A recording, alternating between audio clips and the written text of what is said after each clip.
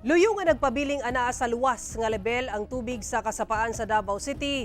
Gipay mangnuan sa Davao City Disaster Risk Reduction and Management Office ang katawhan, ilabi na katong mga namuyo duol sa landslide ug flood-prone areas nga mag-igma tungod sa nasinating pag-ulan. Atong saro ng detalye niini sa live report ni Argil Relator. Argil. Sa Ragawa sa Davao City, ginamonitor sab ang lakat sa panahon sa mga silingang probinsya sama sa Davao del Norte ug Bukidnon. Kay ugaling kusog ang ulan sa maong mga lugar, posible matod ba ang pagdagayday sa tubig baha gikan sa maong mga lugar sa mga river channels sa konektados sa Davao City.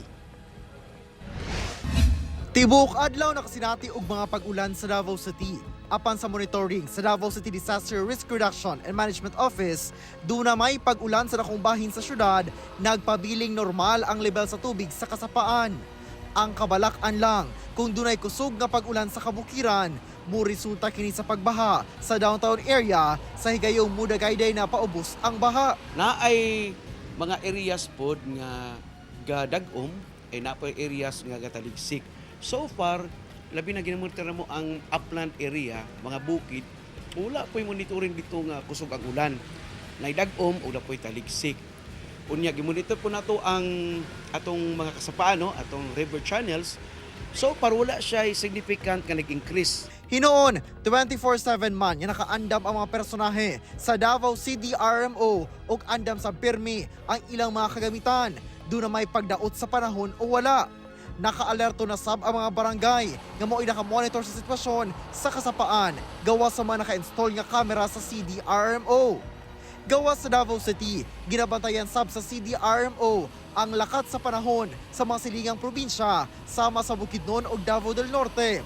Sanglit kung kusog ang pag-ulan sa maong mga probinsya, posibleng maabot ang baha sa syudad tungod kay konektado sab ang kasapaan sa maong mga lugar padulong sa Davao City. Careful ta o mag-andam mga silingan kung adunay mga changes o unusual o extraordinary nga pagdagan sa tubig, musaka siya, i-encourage tanan sa pag-evacuate.